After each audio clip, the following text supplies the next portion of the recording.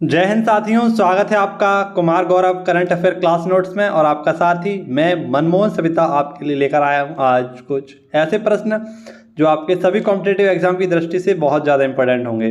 तो आज की क्लास आपके लिए बहुत ज़्यादा इंपॉर्टेंट है। आप सभी लोग पूरी ईमानदारी के साथ इस वीडियो को अवश्य देखना और हो सके तो आज मेरे लिए एक पॉजिटिव कमेंट छोड़ देना, क्योंकि मित्रों जो मेरे साथ हुआ है वो बहुत किसी के साथ नहीं होना चाहिए ऐसा। ठीक है मित्रों, तो बहुत ज़्यादा डिप्रेशन में जाने के बाद आज आपके लिए इस वीडियो को बनाने की कोशिश की है। ठीक है, और अंत में आपको बताऊंगा कि किस प्रकार से इस डीमोटिवेशन से मैं उभरा हूँ, इस तनाव से उभरा हूँ, उसके बारे में आपको बताऊंगा। और एक पॉजिटिव कमेंट अगर आप मुझको देंगे तो मुझे बहुत ज़्यादा अच्छा लगेगा। तो एक पॉजिटिव कमेंट मैं दिखाऊंगा जिसने मुझे थोड़ी सी ताकत दी है, और उसी ताकत के सहारे आज मैं आपके लिए वीडियो लेकर आया हूँ। तो पहला क्वेश्चन है हमारा आपके लिए, विश्व मच्छर दिवस कब मनाया जाता है? तो विश्व मच्छर दिवस 20 अगस्त को मनाया जाता है। कब मित्रों? 20 अगस्त को मनाया जाता है, क्योंकि इसी दिन 1897 में एक व्यक्ति हैं जिनका नाम है रोनाल्ड रॉस। इनके द्वारा मलेरिया संचरण का पता लगाया गया, और इन्होंने बताया कि जो मलेरिया का संचरण होता है वो मादा एनाफ्लीज के कारण होता है। किसके कारण? मादा एनाफ्लीज। ठीक है, और मलेरिया को आप सभी को पता है रोग वाहक क्या है? Plasmodium protozoa. ठीक है, तो इसीलिए प्रत्येक 20 अगस्त को हम क्या मनाते हैं? मच्छर दिवस मनाते हैं। 20 अगस्त को ही हमने क्या बनाया था आप सभी को पता है? सद्भावना दिवस के रूप में भी मनाया जाता है। किस समय? 20 अगस्त को ही सद्भावना दिवस मनाते हैं। और सद्भावना दिवस क्यों मनाते हैं? क्योंकि इसी दिन राजीव गांधी जी का जन्म हुआ था पेराम्बदूर में। ठीक है, तमिलनाडु में। ये पॉइंट आपको याद रखना है। अब कुछ प्रमुख दिवसों पर बात करते हैं और उसके बाद कुछ अपने जो रोग हैं, हम लिस्ट पर बार बार चर्चा करते हैं, उन लिस्ट के बारे में आपको बताते हैं, उस पर भी चर्चा करते हैं। तो सबसे पहले देखते हैं जो हमारा एक दिवस था मुस्लिम महिला अधिकार दिवस। ये हमने 1 अगस्त को मनाया था। कब मित्रों? 1 अगस्त को। ठीक है, इसी प्रकार से हिरोशिमा डे का मनाते हैं 6 अगस्त को। नागासाकी डे 9 अगस्त को मनाते हैं। विश्व आदिवासी दिवस 9 अगस्त को मनाते हैं। और 9 अगस्त 1942 को ही भारत छोड़ो आंदोलन स्टार्ट हुआ था, और उस समय भारत के वायसराय कौन थे? लॉर्ड लिलिथगो। अंतर्राष्ट्रीय युवा दिवस कब मनाते हैं? प्रत्येक 12 अगस्त को मनाते हैं। राष्ट्रीय खेल दिवस 29 अगस्त को मनाते हैं। ठीक है, इसी प्रकार से मैं आपको 2 और पॉइंट बता दूं कि नेस्कॉम की चेयरमैन कौन है प्रेजेंट टाइम में? तो नेस्कॉम के चेयरमैन है कृष्ण रामानुज, जबकि नेस्कॉम की पहली महिला अध्यक्ष कौन है? तो आप सभी को याद होना चाहिए, वो थी रेखा मेनन। ठीक है, रेखा मेनन। और त्रिपुरा के हाल ही में नए सीएम कौन बने हैं? डॉक्टर मानिक साहब। तो ये आपको पॉइंट याद रखने थे। अगले पॉइंटों में आपको ये बीमारी याद रखनी है कि किसके कारण कौन सी बीमारी होती है। सबसे पहले वायरस की बीमारियों पर बात करेंगे। इसमें चेचक आता है, आपका रेबीज आता है, जुखाम, पोलियो, इन्फ्लुएंजा, खसरा, डेंगू, इबोला, मेनिंजाइटिस, एड्स। इसी प्रकार से बैक्टीरिया की बात करें तो टिटेनस, प्लेग, हैजा, टाइफाइड, तपेदिक, डिफ्थीरिया, गोनेरिया, निमोनिया और कुष्ठ रोग। प्रोटोजोआ पर अगर हम बात करें तो मलेरिया, पायरिया, सोने की बीमारी, पेचिस और कालाजार। नेक्स्ट फफूंदी को देखें तो गंजापन, एथलीट, दमा, खाज, दाद, ये सब हमारे फफूंदी से होते हैं। तो ये सारे पॉइंट आपको स्ट्रैटेजी से याद रखने थे। अगले क्वेश्चन पर चर्चा करूँगा, और आज आपको मैं दिखाऊंगा एक ऐसे व्यक्ति को आपके सामने, उसके बारे में आपको बहुत सारे पॉइंट बताऊंगा जो आज हमारे लिए बहुत ज़्यादा इंपॉर्टेंट होने वाले हैं। ठीक है मित्रों, वो व्यक्ति आपके लिए बहुत ज़्यादा इंपॉर्टेंट है, उनके बारे में जानना आपके लिए बहुत ज़्यादा इंपॉर्टेंट है। क्वेश्चन हमारा नमस्ते योजना। तो नमस्ते योजना, इसकी फुल फॉर्म है national action for make noise sanitation ecosystem. ठीक है, ये इसकी थीम, इसकी फुल फॉर्म है नमस्ते योजना की। हाल ही में सामाजिक न्याय अधिकारिता मंत्री डॉक्टर वीरेंद्र सिंह, आवास एवं शहरी विकास मंत्रालय हरदीप पुरी के द्वारा एक योजना स्टार्ट की गई, नमस्ते योजना। ठीक है, और इसके तहत क्या किया जाएगा? जितने भी हमारे सफाई कर्मी होते हैं, सफाई सुरक्षा कर्मी होते हैं, उनकी सुरक्षा की जाएगी, गर्मापूर्ण जीवन जीने का उनको अधिकार दिया जाएगा। ठीक है, और शून्य मृत्यु यानी सफाई के दौरान उनकी कोई भी मृत्यु ना हो, इसके लिए 500 शहरों में इस नमस्ते योजना को स्टार्ट किया गया है। ठीक है, हाल ही में आपको पता है गूगल के द्वारा क्या किया गया था? तो भारत के 10 शहरों से रियल व्यू है ना, या स्ट्रीट व्यू सर्विस को स्टार्ट किया गया था। ठीक है, ये पॉइंट भी आपको याद रखना है। कुछ योजनाएं देख लीजिए, अन्य योजनाएं जो आपके लिए इंपॉर्टेंट रहेंगी। देखिए मित्रों, सबसे पहले प्रतिवर्ष राष्ट्रीय बालिका दिवस कब मनाया जाता है? 24 जनवरी को। इस बार ये 14वें नंबर का था, 2008 से हम इसे मना रहे हैं, ठीक है। अब अंतर्राष्ट्रीय बालिका दिवस कब मनाते हैं? 11 अक्टूबर को। तो बालिकाओं से संबंधित हमारी कुछ योजनाएं हैं, जैसे बेटी बचाओ बेटी पढ़ाओ, ये 22 जनवरी 2015 को स्टार्ट की गई थी पानीपत हरियाणा से, ठीक है। और इसकी महिला ब्रांड एम्बेसडर राजस्थान से कौन है? अवनी लखेरा। जबकि उत्तराखंड से इसकी ब्रांड एम्बेसडर कौन है? तो वंदना कटारिया। ऐसी महिलाओं के लिए नई नीति कौन लाया था? तमिलनाडु। ऑपरेशन माई सहेली ये किसने स्टार्ट किया था? दपूरे यानी कि दक्षिण पूर्वी रेलवे के द्वारा। और ऑपरेशन दुराचारी ये उत्तर प्रदेश सरकार के द्वारा स्टार्ट किया गया था।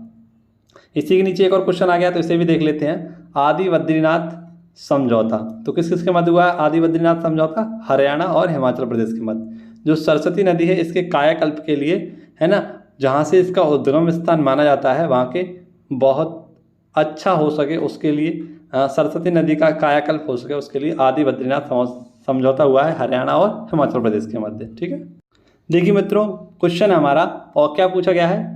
मत्स्य सेतु मोबाइल ऐप। कौन सा मित्रों? मत्स्य सेतु मोबाइल ऐप।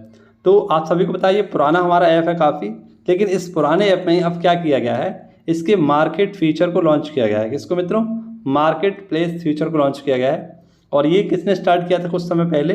पशुपालन मंत्रालय, यानी इसके मंत्री कौन है? पुरुषोत्तम रूपाला, इनके द्वारा से स्टार्ट किया गया था। ये मत्स्य सेतु जो ऐप है, ये एक प्रकार से जो हमारे किसान होते हैं, कैसे मछली किसान जो होते हैं और क्रेता जो होते हैं, क्रेता और विक्रेता के मध्य एक क्या था? एक मंच था, जहाँ पर आप डायरेक्टली क्या कर सकते हैं? मछुआरों से मछली खरीद सकते हैं, यानी कोई भी तीसरा व्यक्ति इसमें नहीं आ पाए। जब तीसरा व्यक्ति आ जाता है तो उसको भी कमीशन मिलता है कुछ ना कुछ। तो ऐसे ही कमीशन खोरों को ख़त्म करने के लिए मत्स्य सेतु मोबाइल ऐप को लॉन्च किया गया था। अब इसका एक नया फीचर लॉन्च हुआ है और वो हुआ है मार्केट प्लेस फीचर। कौन सा मित्रों? Market place feature. और इसका नाम रखा गया है एक्वा बाज़ार। क्या रखा गया है मित्रों नाम? एक्वा बाज़ार इसका नाम रखा गया है। अब इसमें क्या होगा? जितने भी हमारे हितधारक हैं, है ना, जितने भी हमारे हितधारक हैं उनको एक मंच प्रदान किया जाएगा। इसमें क्या होगा एक्वा बाज़ार में? तो मछली का खाना कौन, ये सारी जानकारी, मछली के लिए नेट कौन प्रोवाइड कराएगा, ये सारी जानकारी, मछली को कौन पकड़ेगा, मछली बेचने वाला और मछली खरीदने वाला, इन सभी को एक ही प्लेटफॉर्म पर रखा जाएगा और उसका नाम रखा गया एक्वा बाज़ार, ठीक है। इसके लिए ये काफ़ी चर्चा में बना हुआ है जो मैंने आपको बताया है। वैसे आपको याद रखना ये क्या है? तो किसानों और खरीदारों के मध्य एक सेतु का कार्य करता है, एक मंच का कार्य करता है। राष्ट्रीय डुगोंग संरक्षण केंद्र ये कहाँ से स्टार्ट हुआ था? तमिलनाडु में, ठीक है। डुगोंग क्या होता है? एक समुद्री गाय होती है डुगोंग। इसी को स्तनधारी के रूप में माना जाता है, ठीक। क्या है ये? स्तनधारी के रूप में जाना जाता है। ऐसी सुपेस पोर्टल किसके द्वारा स्टार्ट हुआ था? तो ये सुप्रीम कोर्ट के द्वारा स्टार्ट हुआ था। किसके द्वारा? सुप्रीम कोर्ट के द्वारा सुपेस पोर्टल को लॉन्च किया गया था। अगला क्वेश्चन है मनीषा कल्याण। आप सभी लोग जानते होंगे मनीषा कल्याण ये फुटबॉल से संबंधित हैं और best footballer of the year का खिताब इन्हें दिया गया है। ये चर्चा का विषय क्यों बनी हुई है? तो सबसे पहली ऐसी महिलाएं हैं जो यूपीएल को खेलेंगी, है ना, यूरोपियन फुटबॉल लीग को ये खेलने वाली हैं और भारत की तरफ से खेलने वाली ये पहली फुटबॉलर होंगी। ये इसका आयोजन कहाँ पर होगा? तो साइप्रस में होगा। कहाँ पर मित्रों? साइप्रस क्लब की ओर से ये खेलने वाली हैं, ठीक है। आप सभी को याद होना चाहिए। साइप्रस वैसे तो एक देश है जिसकी राजधानी क्या है? निकोसिया। क्या है मित्रों? निकोसिया। ऐसे ही अगर आपको बता दूं कि best footballer of the year जो मैन है वो कौन है? भारत के सुनील छेत्री। वैसे ये विश्व में 5वें स्थान पर है, लेकिन भारत में अगर बात करें तो best footballer of the year का खिताब इन्हें दिया गया है। ऐसे ही चैंपियनशिप एक हुई थी, बॉक्सिंग चैंपियनशिप। इसमें भारत की तरफ से गोल्ड मेडल लाने वाली 5वीं महिला कौन सी बनी थी? तो ये थी निखत। और ये इसका आयोजन कहाँ पर हुआ था? तुर्की में। अजलान शाह ट्रॉफी किसने जीती है? तो इसका आयोजन होगा मलेशिया में। अभी पता नहीं किसने जीती है, लेकिन हर साल इसका आयोजन कहाँ पर होता है? मलेशिया में। और इस बार भी कहाँ पर होगा? मलेशिया में, ठीक है। अगला क्वेश्चन आपके लिए बहुत इंपॉर्टेंट क्वेश्चन है, ग्रामीण आजीविका पार्क। तो कहाँ पर स्टार्ट किया गया है ग्रामीण आजीविका पार्क? ये स्टार्ट किया गया है आपका छत्तीसगढ़ में, गाँव की आजीविका को बढ़ाने के लिए, ठीक है। यानी गाँव की आजीविका किससे बढ़ती है? गाय होती है, गाय के दूध, भैंस, बकरी और खेती से इनकी आजीविका बनती है। तो इसी पर क्या किया जाएगा? गांधी जयंती के अवसर पर कांकेर जिला में एक आजीविका केंद्र खोला जाएगा और इस आजीविका केंद्र का नाम है गोधन। किसके लिए मित्रों? गोधन। ये पॉइंट आपको याद रखना है। तो छत्तीसगढ़ के मुख्यमंत्री भूपेश बघेल हैं, इनके द्वारा इसे स्टार्ट किया गया है। ठीक है, ये पॉइंट आपको याद रखना है। छत्तीसगढ़ की बात आई है तो आप सभी को पता है यहाँ पर क्या है, गुरु घासीदास नेशनल पार्क। ठीक है, कौन सा मित्रों? गुरु घासीदास नेशनल पार्क यहीं पर है छत्तीसगढ़ में। यहीं पर आपको पता है क्या बहती है, महानदी बहती है, और यहीं से बहती हुई कहाँ पर जाती है महानदी? तो आपकी उड़ीसा में जाती है। ठीक है, और आप सभी को पता है महानदी कहाँ से निकलती है? तो महानदी आपकी निकलती है अमरकंटक की नदी, यानी अमरकंटक की जो पहाड़ियाँ हैं वहाँ से निकलती है। नेक्स्ट आपको पता होना चाहिए कि 100% महिला स्वामित्व वाला औद्योगिक पार्क कहाँ से स्टार्ट हुआ था? ये हैदराबाद से। ठीक है, और आप सभी को यहाँ पर एक पॉइंट याद होना कि मैंने आपको बताया था कि राष्ट्रीय नई महिलाओं के लिए नीति कौन लाया था? तो ये लाया था तमिलनाडु। कौन लाया था मित्रों? तमिलनाडु। इसी प्रकार से एक और पॉइंट याद रखना है, अम्मा और बहनी योजना। कौन सी मित्रों? अम्मा और बहनी योजना। ये किस सरकार के द्वारा आई थी? तो सिक्किम सरकार के द्वारा बहनी और अम्मा योजना को स्टार्ट किया गया था। ठीक है, नेक्स्ट क्वेश्चन है आपके सामने, पिच ब्लैक। कौन से मित्रों? Pitch black exercise. तो ये पिच ब्लैक एक्सरसाइज हाल ही में डार्विन में आयोजित की गई है। ठीक है, और डार्विन कहाँ पर है? ऑस्ट्रेलिया में। ठीक है, आप सभी को ऑस्ट्रेलिया का अगर मैप जानते हो तो ऑस्ट्रेलिया के मैप में यहाँ बिल्कुल छोर पर है डार्विन। ठीक है, यहीं पर हमारा डार्विन, ये काफ़ी फेमस शहर है ऑस्ट्रेलिया का। यहाँ पर वायुसेना का 2 वर्ष में एक बार होने वाला एक युद्धाभ्यास है जिसका नाम है पिच ब्लैक। ठीक है, और इसमें भारत की तरफ से कौन शामिल होगा? सुखोई विमान। ठीक है, सुखोई विमान आप सभी लोग जानते हैं ये वही विमान है जो किसे लेकर आया था, ऐसे करके बीच में कौन आया था? राफेल, है ना। तो उनके साइड से कौन आ रहा था? तो सुखोई विमान, यही इसमें भाग लेने वाला है। ऐसी पिच ब्लेड ये कहाँ पर हुआ था? पिच ब्लेड ये यूरेनियम का एक अयस्क है, पिच ब्लेड आपको याद रखना है। और यूरेनियम की अगर हम बात करें तो U-225 ये किसके रूप में काम करता है? यानी यूरेनियम 235 किसके रूप में? ईंधन के रूप में काम करता है। और यूरेनियम की सबसे बड़ी झील कहाँ पर है? अथावास्का झील कनाडा में। भारत में ये कहाँ पर पड़ती है? तो जादूगुड़ा की खानें पड़ती हैं झारखंड में। जबकि इसका सबसे बड़ा उत्पादक देश कौन सा है? कजाकिस्तान। और कजाकिस्तान की राजधानी क्या है? नूर सुल्तान। ठीक है, कजाकिस्तान हमारी सबसे बड़ी लैंडलॉक कंट्री है। पहले नंबर पर अगर हम बात करें लैंडलॉक कंट्री कौन सी है? तो कजाकिस्तान। दूसरे नंबर पर बात करें तो कौन सी है? मंगोलिया। ठीक है, ये पॉइंट आपको याद रखना है। उदार शक्ति युद्धाभ्यास किसके मध्य हुआ था? भारत और मलेशिया के मध्य हुआ था उदार शक्ति युद्धाभ्यास। ठीक, अब नेक्स्ट अगर आपसे बात करें कुछ और युद्धाभ्यासों की तो आपको याद रखने हैं गरुण, शक्ति और वरुण, ये तीनों किसके साथ होते हैं? तो भारत और फ्रांस के मध्य होते हैं। हाल ही में युद्धाभ्यास का आयोजन किस किस के मध्य हुआ था? तो भारत और अमेरिका के मध्य हुआ था। ऐसे ही वज्र प्रहार किसके मध्य होता है? तो वज्र प्रहार भी भारत और अमेरिका के मध्य होता है। समुद्र शक्ति किसके मध्य होता है ना? समुद्र शक्ति और मित्र शक्ति, ये तीनों दोनों किसके साथ होती हैं? इंडोनेशिया के साथ। ठीक है, मैत्री होता है। जबकि मित्र शक्ति किसके साथ होता है? तो ये भारत और श्रीलंका के मध्य होता है। ठीक है, भारत और श्रीलंका के मध्य होता है। ऐसे ही नेपाल के साथ कौन सा होता है? तो नेपाल के साथ होता है सूर्य किरण युद्धाभ्यास। कौन सा मित्रों? सूर्य किरण युद्धाभ्यास। ऐसी एक्वेरियन किसके साथ होता है? तो भारत और मंगोलिया के मध्य होता है। ठीक है, भारत और मंगोलिया के मध्य।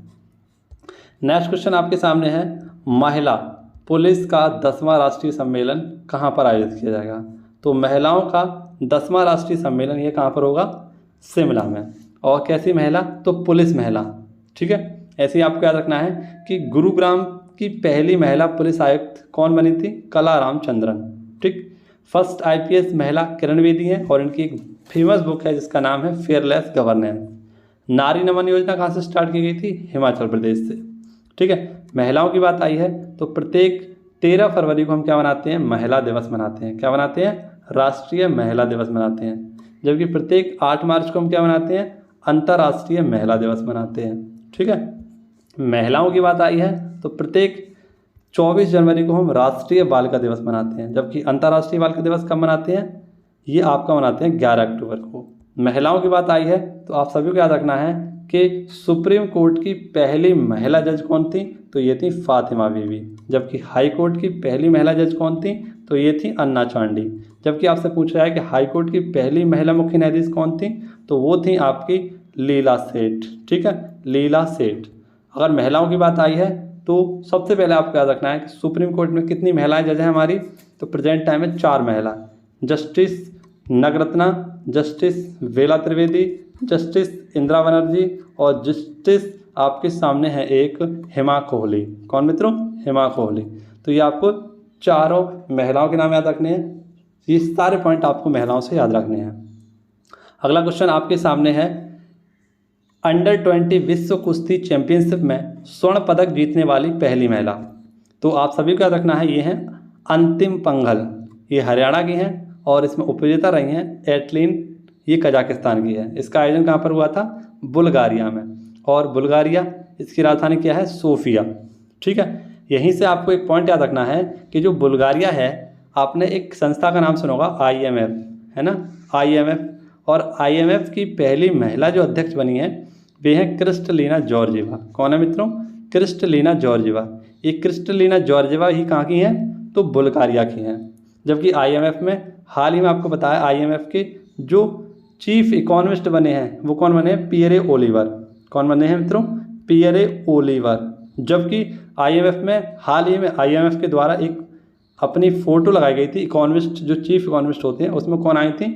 गीता गोपीनाथ। और गीता गोपीनाथ इसकी चीफ इकोनॉमिस्ट भी रह चुकी हैं।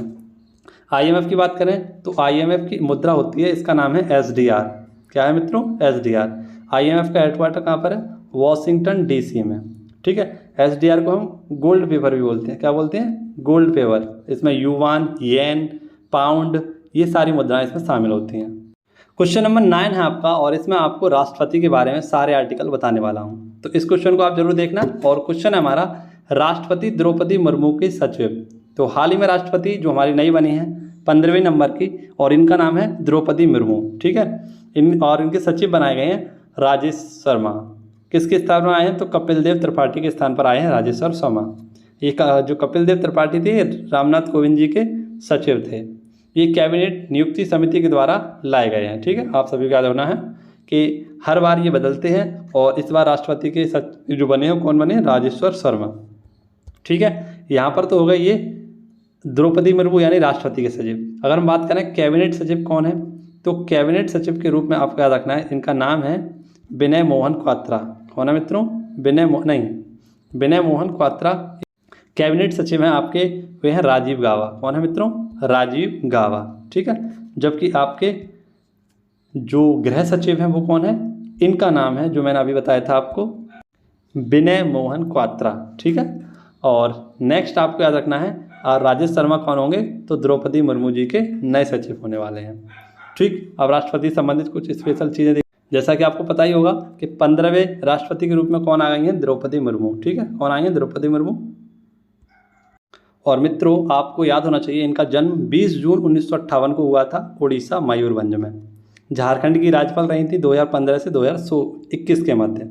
ये सेकंड महिला राष्ट्रपति हैं और पहली आदिवासी महिला राष्ट्रपति हैं। इनको कुल वोट कितने मिले थे?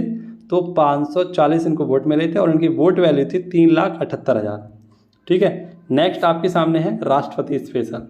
तो पहली महिला राष्ट्रपति कौन थी? ये थी प्रतिभा देवी पाटिल। 12वें नंबर की थी क्रमानुसार, 2007 से 2012 तक ये रही थी। राष्ट्रपति बनने की न्यूनतम आयु कितनी होती है? 35 वर्ष, जबकि अधिकतम आयु हमारे भारतीय संविधान में नहीं दी गई है। ठीक है, नेक्स्ट आपके सामने कुछ स्पेशल फैक्ट हैं, कुछ अनुच्छेद हैं जो सीधे सीधे आपसे पूछे जाएंगे। राष्ट्रपति भारतीय संविधान के किस आर्टिकल में? आर्टिकल 52 में। संघ की कार्यपालक शक्ति, ये आर्टिकल 53 में। राष्ट्रपति का निर्वाचन, ये आर्टिकल 54 में।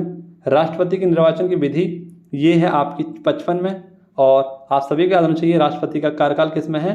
तो आर्टिकल 56 में। आर्टिकल 60 में क्या है? शपथ। आर्टिकल 61 में है राष्ट्रपति पर महाभियोग। आर्टिकल 72 में है राष्ट्रपति पर क्षमादान शक्ति। और आर्टिकल 141 में राष्ट्रपति का अध्यादेश। ठीक है, राजेंद्र प्रसाद 1950 से 1962 तक भारत के प्रथम राष्ट्रपति रहे थे, और अब तक सर्वाधिक कार्यकाल जिन्होंने किया है वह राष्ट्रपति हैं आपके डॉक्टर राजेंद्र प्रसाद। अब आपको उस क्वेश्चन के बारे में बताऊंगा, उस महत्वपूर्ण व्यक्ति के बारे में बताऊंगा जो आज की हमारे क्लास का सबसे स्पेशल व्यक्ति है। ठीक है, सबसे पहले क्वेश्चन देखते हैं कि चंडीगढ़ अंतर्राष्ट्रीय एयरपोर्ट का नाम बदलकर किसके नाम पर रखा जाएगा? तो वे हैं आपके भगत सिंह, और भगत सिंह इनके नाम पर रखा जाएगा चंडीगढ़ एयरपोर्ट का नाम।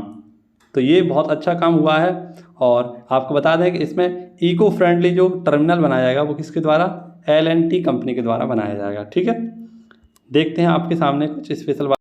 भगत सिंह स्पेशल, इनका जन्म कब हुआ था, तो 28 सितंबर 1907 को इनका जन्म हुआ था पंजाब में। ये ज़िला था लायलपुरा बगागांव पाकिस्तान में। इनके पिता थे सरदार किशन सिंह। और नेक्स्ट आपको याद रखना है 13 अप्रैल 1919 को अमृतसर हत्याकांड यानी जलियांवाला बाग जो हत्याकांड हुआ था, इससे प्रेरित होकर, इससे गुस्सा होकर एक क्रांतिकारी नौजवान सभा की स्थापना इन्होंने कर दी। और इसी के बाद इन्होंने 1925 में काकोरी हत्याकांड, जिसमें 4 लोग शहीद हुए और इसमें 4 लोग शहीद राम प्रसाद बिस्मिल को फांसी दे दी गई थी। ठीक है, सुभाष चंद्र बोस के साथ इन्होंने हिंदुस्तान रिपब्लिक एसोसिएशन से जुड़े और इस पार्टी का नाम HRS यानी हिंदुस्तान सोशलिस्ट रिपब्लिकन एसोसिएशन रखा गया बाद में। और बाद में लाहौर संयंत्र हुआ और उसके मुकदमे के तहत इन्हें 23 मार्च 1931 को फांसी दे दी गई।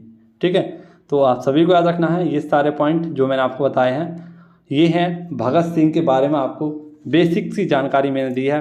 हालांकि इस व्यक्ति के बारे में बता पाना इतनी मेरी औकात नहीं है कि मैं आपको इनके बारे में, इनकी उपलब्धियों के बारे में और भारत के प्रति देश प्रेम के बारे में आपको समझा सकूं। ठीक है, तो अपने आप में ही एक लीजेंड व्यक्ति हैं ये भगत सिंह और सभी युवाओं की प्रेरणा स्रोत हैं।